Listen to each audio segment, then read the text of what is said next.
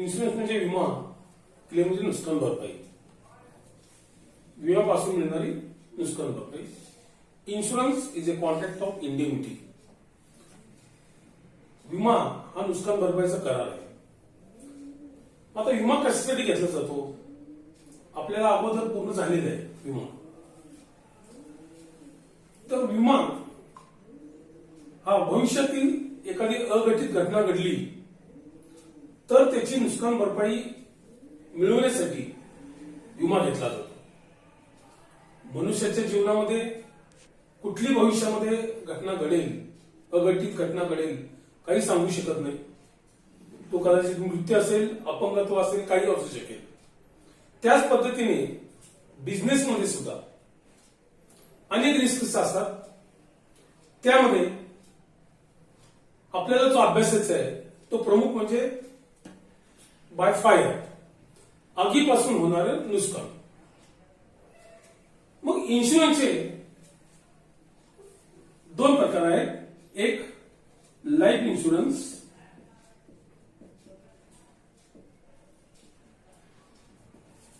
आणि दुसरा प्रकार आहे general insurance.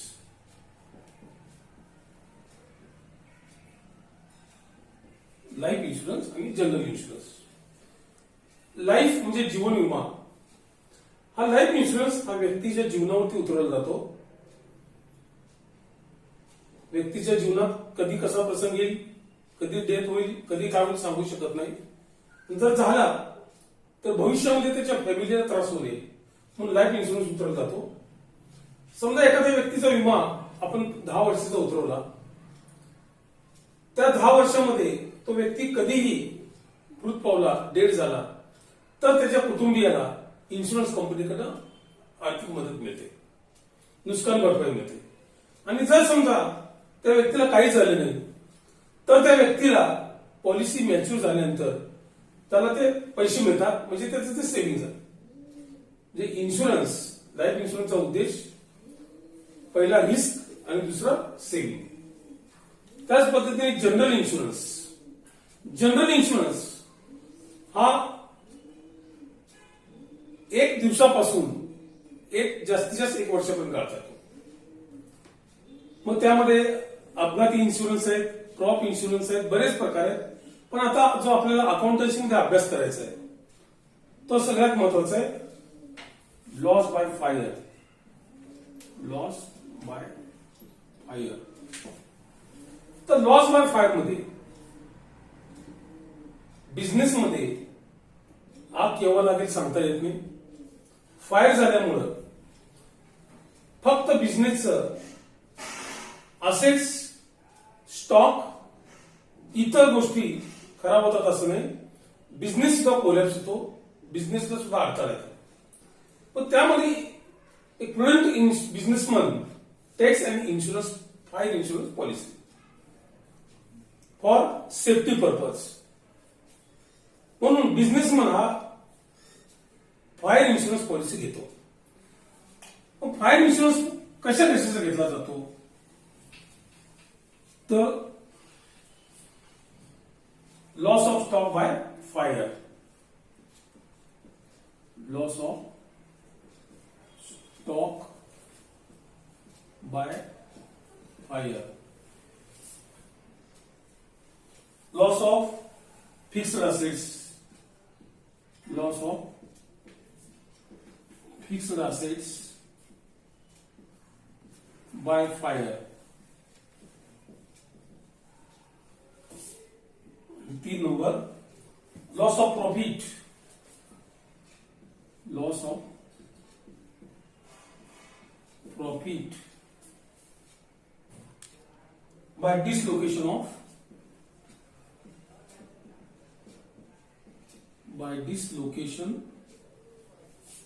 Of business by fire. या सर्व गोष्टींचा विमा उतरवला जातो. आता आपल्याला जो अकाउंटन्सीमध्ये अभ्यासाला आहे हे 2 प्रकारचे आहेत. Loss of stock by fire आणि loss of profit by dislocation of business by fire. तर आता आपण पहिल्यांदा loss of stock by fire.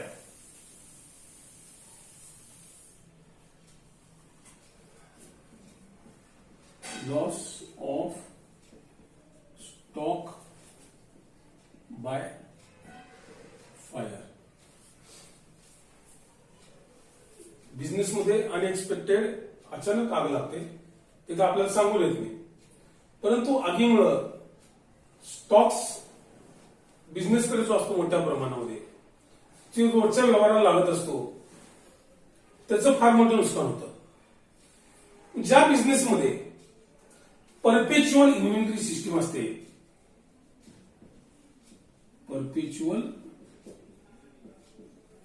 Inventory system, perpetual inventory सिस्टीमचा वापर केला जातो. म्हणजेच ज्या बिझनेसमध्ये स्टॉकचं रेकॉर्ड हे रेग्युलर आणि अप टू डेट व्यवस्थित ठेवलं जातं, तिथं ज्या दिवशी आग लागली on the date of fire, stock किती होता, स्टॉकची रक्कम किती होती हे काढताना अडथळा येत नाही. परंतु अनेक बिझनेस असे असतात की जिथं स्टॉकचं रेकॉर्ड ठेवलं जात नाही. याचा अर्थ असा नाही की जे ते रेकॉर्ड ठेवत नाहीत म्हणजे त्यांना इन्शुरन्स मिळणार नाही. त्यांना सुद्धा इन्शुरन्स काढता येतो, परंतु त्याची इन्शुरन्स काढण्याची पद्धत जी आहे त्या पद्धतीने काही गोष्टी गृहीत धरून काढल्या जातात. मग आता जिथं परपेच्युअल इन्व्हेंटरी सिस्टीम ठेवली जात नाही तिथं loss of stock by fire कसा काढायचा, त्यासाठी स्टेप्स आहेत. एक number, prepare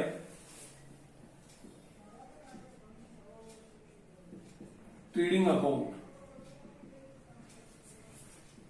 of last year.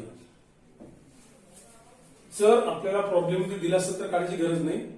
जर आपल्याला प्रॉब्लेम फिगर्स दिले असतील गेल्या वर्षीच्या आणि ट्रेडिंग अकाउंट दिलं नसेल तर आपल्याला गेल्या वर्षीचं ट्रेडिंग अकाउंट काढावं लागतं. Prepare trading account of last year. 2 number,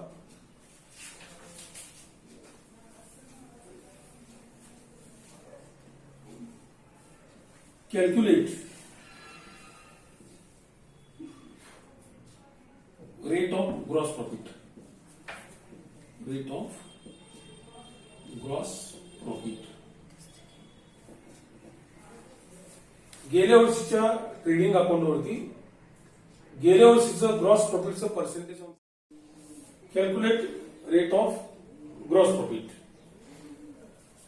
gross प्रॉफिटचं पर्सेंटेज ऑन सेल्स हे गेल्या वर्षीचं काढायचं आणि ह्याचा आधार घेऊन 3 number, prepare memorandum trading account. Memorandum trading account. Memorandum trading account हे तात्पुरतं ओपन केलं जातं from the beginning of the year to the date of fire. व त्या चालू वर्षाच्या सुरुवातीपासून ज्या दिवशी आग लागली पर्यंत on the date of fire, आगीच्या डेट पर्यंत मेमोरेंडम अकाउंट तयार केलं जातं.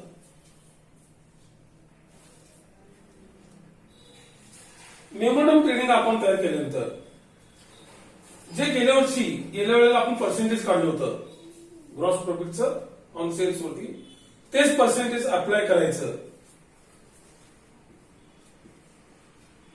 On sales. The balancing figure is the stock on the date of fire.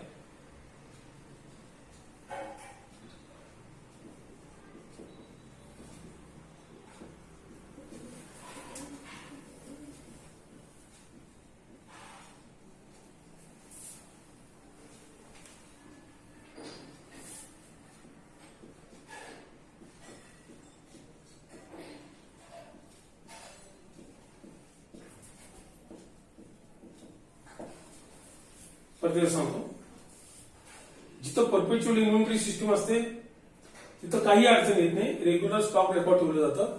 त्यामुळं on the date of fire ज्या दिवशी आग लागली त्या दिवशी स्टॉक किती होता हे कळतं. परंतु जिथं परपेच्युअल सिस्टीम ठेवली जात नाही, बऱ्याच बिझनेसमध्ये रेग्युलर स्टॉक रेकॉर्ड ठेवलं जात नाही, तर त्यांच्यासाठी loss of stock by fire काढण्याच्या ही जी मेथड आहे ती पहिल्यांदा गेल्या वर्षीचं ट्रेडिंग अकाउंट तयार करायचं. Prepare trading account of last year. जर आपल्याला प्रॉब्लेम मध्ये दिला असेल तर तयार करण्याची गरज नाही, पण दिला नसेल, फिगर दिली असेल तर त्यावरून पहिल्यांदा गेल्या वर्षी ट्रेडिंग अकाउंट तयार करायचं. त्यानंतर ट्रेडिंग अकाउंट केल्यानंतर 2 number calculate rate of gross profit. गेल्या वर्षीचं ग्रॉस प्रॉफिटचं पर्सेंटेज ऑन सेल्स काढायचं. 3 number prepare memorandum trading account. Memorandum trading account is prepare temporary. हे तात्पुरतं ओपन केलं जातं. हे कधी तयार करायचं, याचा period from the beginning of the year to the date of fire, ज्या दिवशी आग लागली त्या दिवशी. मेमोरंडम ट्रेडिंग अकाउंट मध्ये आपल्याला ओपनिंग स्टॉक, गेल्या वर्षीचा क्लोजिंग म्हणजे वर्षाचा opening stock, purchases, sales, purchases, expenses हे सगळं फिगर भरल्यानंतर गेल्या वर्षीचे जे ग्रॉस प्रॉफिट पर्सेंटेज होतं त्याचं अप्लिकेशन करून आपल्याला मेमोरंडम ट्रेडिंग अकाउंट मध्ये बॅलन्सिंग फिगर मिळेल. ती बॅलन्सिंग फिगर म्हणजेच stock on the date of fire, आग लागली त्या दिवशी किती स्टॉक होता. या स्टेप्स काढल्यानंतर त्यावरून आपण फायर क्लेम करू शकतो एकदा आपल्याला मिळाल्यानंतर.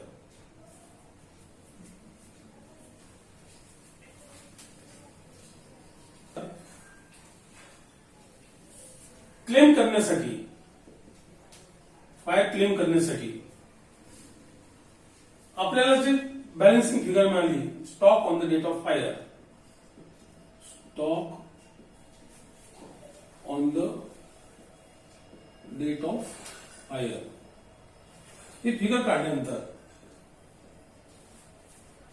इन्शुरन्सचा एक नियम आहे, आग लागल्यानंतर त्यांनी सेव्हिंग म्हणजे माल वाचवणे, तर आपण सॅल्वेज म्हणतो, माल वाचवण्याचा प्रयत्न केला पाहिजे. काही माल वाचवला असेल तर तेवढा क्लेम कमी होतो. प्लेस स्टॉक सॅल्वेज्ड,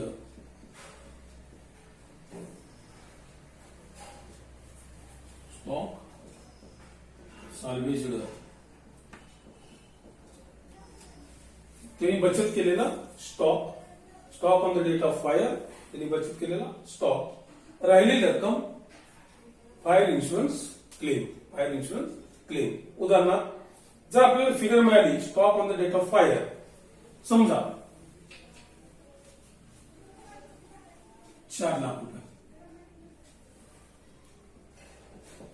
4 लाख रुपये आणि स्टॉक त्यांनी 30,000चा वाचवला,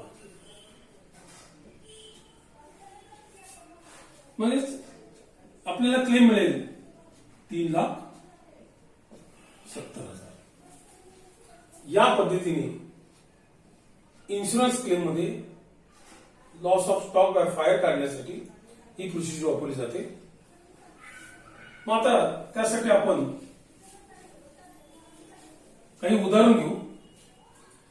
हे जे उदाहरण आहे आणि जे आता मी थिअरी सांगितली हे थोडक्यात इथं सांगितलेली आहे. त्याचे डिटेल्स, थिअरीचे डिटेल्स आणि प्रॅक्टिकल प्रॉब्लेम्स मी पीडीएफच्या फॉर्ममध्ये व्हॉट्सअपला पाठवलेले आहेत आणि या युट्यूबच्या डिस्क्रिप्शन बॉक्समध्ये सुद्धा थिअरी आणि प्रॉब्लेम्स ची पीडीएफ आपण ओपन करू शकता. तिथून तुम्ही माहिती घेऊन हे करू शकता. आता आपण काही थोडक्यात पहिला छोटे छोटे प्रॉब्लेम घेऊ.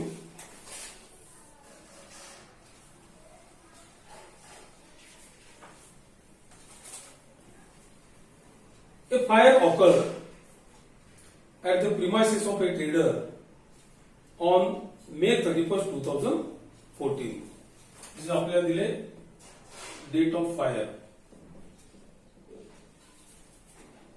31st May 2014. Destroying a great part of is a stock. त्यामुळं बिझनेसमध्ये स्टॉकचं मोठ्या प्रमाणात नुकसान झालंय. द स्टॉक ऑन 1 जानेवारी 2014. दुसरं दिलंय stock on 1/1/2014 appeared in his books at rupees 60,000. Rupees 60,000. The value of stock salvaged. आग लागल्यानंतर त्यांनी जो माल वाचवलाय त्याची किंमत आपल्याला दिली 13,500. Stock salvaged.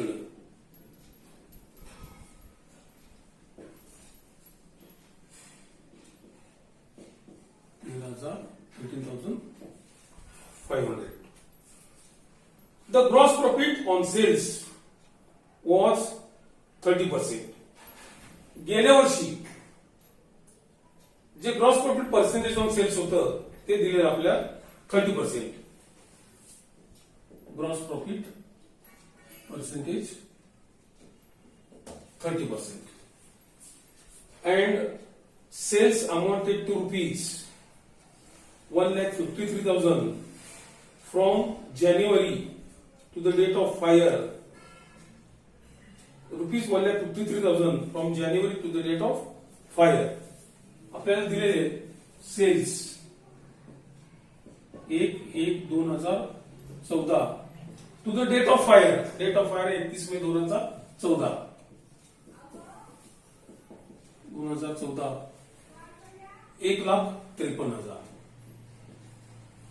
1,53,000.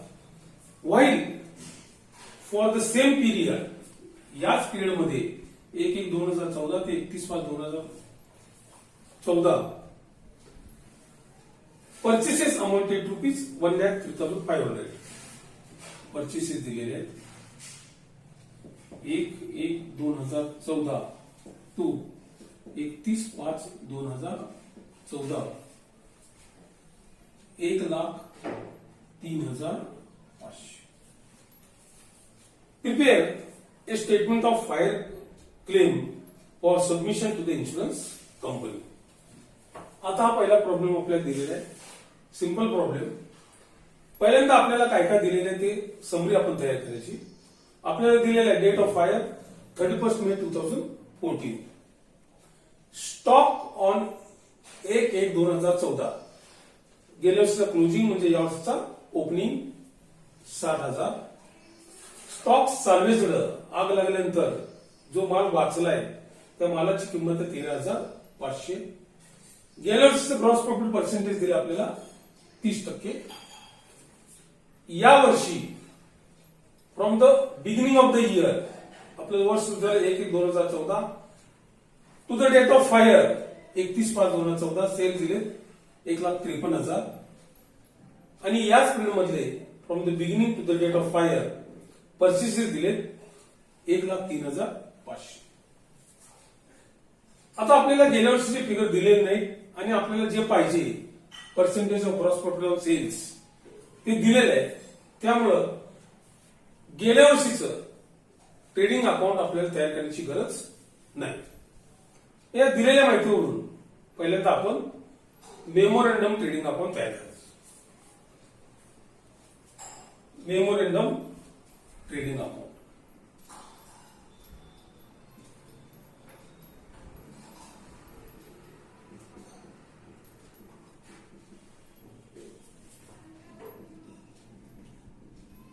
Memorandum trading account.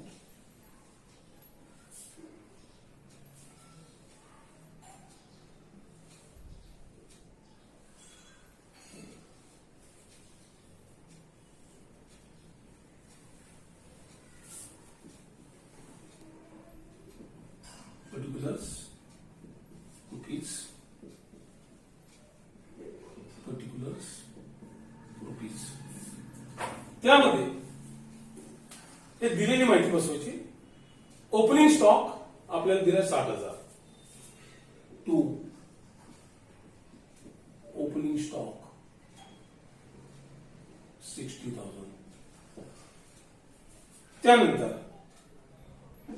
Cells दिलेले आहेत मेमोरंडम ट्रेडिंग अकाउंट हे from the beginning to the date of fire म्हणजेच 1 for the period 1/1/2014 to 31/5/2014 from the beginning to the date of fire तेवढ्या पिरियड साठी केलं जातं. ओपनिंग स्टॉक दिलेले आहे 60,000. सेल्स त्या पिरियडचे दिलेले आहेत 1,53,000.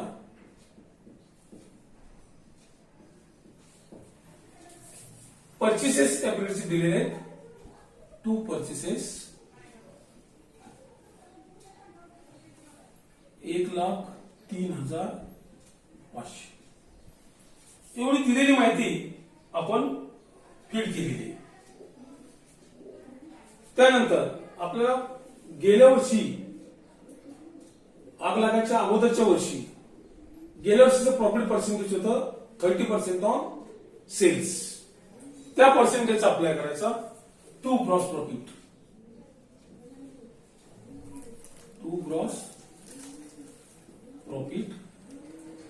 30% on sales, that is 30% on 1,53,000 ते येतील 45,900.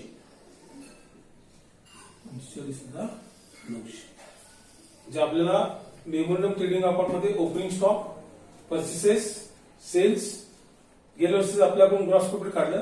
The balancing figure is stock on the date of fire by closing stock on the date of fire.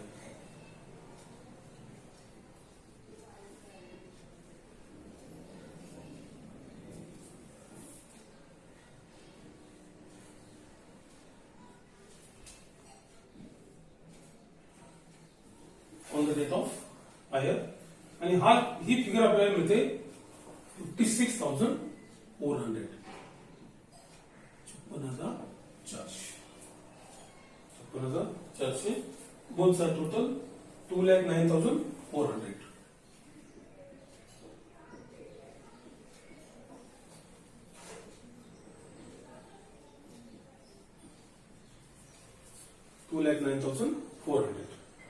म्हणजे आता पुन्हा एक एक्सप्लेनेशन करतो की प्रॉब्लेम मध्ये जे आपल्याला फिगर दिले त्याची समरी आपण तयार केली.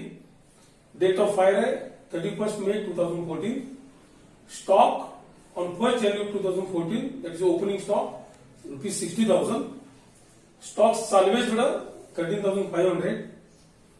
Cells from the beginning of the year to the date of fire 1,53,000. Purchases from the beginning to the date of fire 1,03,000. आणि गेल्या वर्षीचं आपल्याला ग्रॉस पर्सेंटेज दिले 30% ऑन सेल्स. त्याचा आधार घेऊन ट्रेडिंग अकाउंट गेल्या वर्षी तयार करायची गरज नाही कारण त्यांनी सगळ्या फिगर दिलेले आहेत आपल्याला पर्सेंटेज दिलेले ग्रॉस प्रॉफिट. आता stock balance on the date of fire काढण्यासाठी तात्पुरता अकाउंट तयार केलं जातं त्याला म्हणतात memorandum trading account from the beginning to the date of fire for the period 1/1/2014 ते 31/5/2014. दिलेले फिगर पुटअप करू आपण. Opening stock 60,000. 2 purchases 1,03,500. By sales 1,53,000. याच्यावरून to gross profit 30% on sales 30% on 1,53,000 45,900. Balancing figure we get closing stock on the date of fire. By closing stock on the date of fire 56,400 both side total 2,09,400. जे आता इथं आपल्याला stock on the date of fire किती होता हे कळलं. यावरून आपण इन्शुरन्स कंपनीकडे क्लेम करतो. त्या क्लेम करण्यासाठी नंतर तयार करायचं statement of fire claim.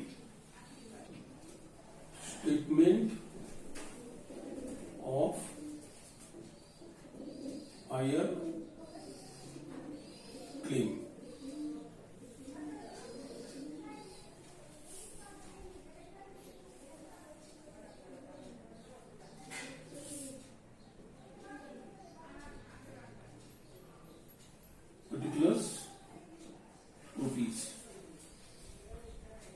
Value of stock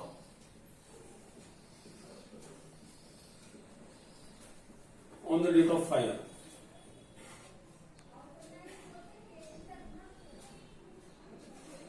value of stock on the date of fire इथं आपल्याला मिळालेले 56,400. 56,400 लेस व्हॅल्यू ऑफ स्टॉक साल्वेज्ड.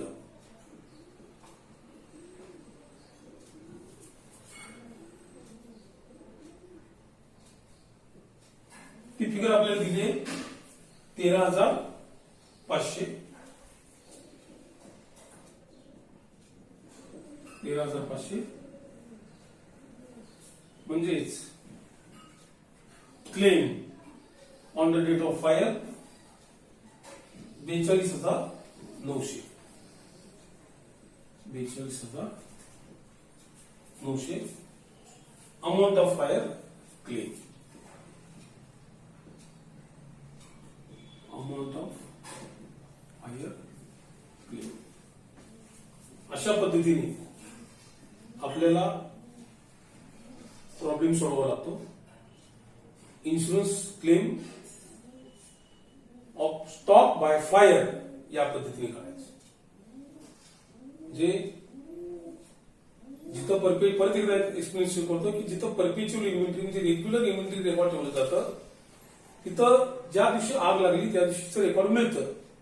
परंतु जिथं परपेच्युअल इन्व्हेंटरी ठेवली जात नाही तिथं जे आता मी एक्सप्लेन केली त्या पद्धतीने आपल्याला स्टॉक करावा लागतो. त्यासाठी 4 स्टेप्स मी सांगितले. पहिली step prepare trading account of last year, last completed year. 2 number calculate gross profit percentage on sales. 3 number prepare memorandum trading account. आणि 4 number the balancing figure in memorandum trading account shows value of stock on the date of fire. Value of stock on the date of fire. त्या पद्धतीने आताच्या problem मध्ये आपल्याला जे दिलं होतं ते फिगर आपण पुटअप केल्या. Memorandum trading account from the beginning of the year to the date of fire. To opening stock 60,000. To purchases हे ओपनिंग पासून to the date of fire 1,03,500. By sales 1,53,000. त्या 3 फिगर पुटअप केल्यानंतर गेल्या वर्षीचे percentage दिलं होतं 30% on cells. त्याचा वापर आपण केला. To gross profit 30% on sales that is 30% on 1,53,000 45,900. आणि balancing figure by closing stock that is stock on the date of fire 56,400. म्हणजे ज्या दिवशी आग लागली त्या दिवशी आपल्याकडे स्टॉक होता 56,400. आता इन्शुरन्स कंपनीकडे क्लेम करताना statement of fire claim particulars rupees value of stock on the date of fire 56,400 less value of stock salvaged 13,500 amount of fire claim 42,900. मग विद्यार्थी मित्रांनो एकदा ही प्रोसिजर समजावून घेतली की पुढे प्रत्येक प्रॉब्लेमला या पद्धतीनेच काढावं लागतं. फक्त काही पॉइंट्स वाढतात. परंतु ही जी प्रोसिजर आहे स्टँडर्ड प्रोसिजर पहिल्यांदा करायची हे समजावून घेणं गरजेचं आहे. पुढे सरासरी क्लॉज म्हणजे ऍव्हरेज क्लॉज वगैरे हे नंतर. पण ही जी प्रोसिजर आहे ती फिक्स आहे. या पद्धतीने प्रॉब्लेम सोडवला. मी अगोदर सांगितलेलं आहे की पीडीएफ तुम्हाला पाठवलेली आहे. त्याशिवाय डिस्क्रिप्शन बॉक्समध्ये थिअरीची पीडीएफ आणि काही प्रॉब्लेम्स दिलेले आहेत ते तिथून तुम्ही डाउनलोड करून घ्या. मी आणखी पुन्हा पुढच्या लेक्चरला अशा प्रकारचे 2-3 प्रॉब्लेम घेईन आणि त्यावरून तुम्हाला पूर्ण टॉपिक समजेल, अंडरस्टँडिंग होईल. धन्यवाद. थँक्यू.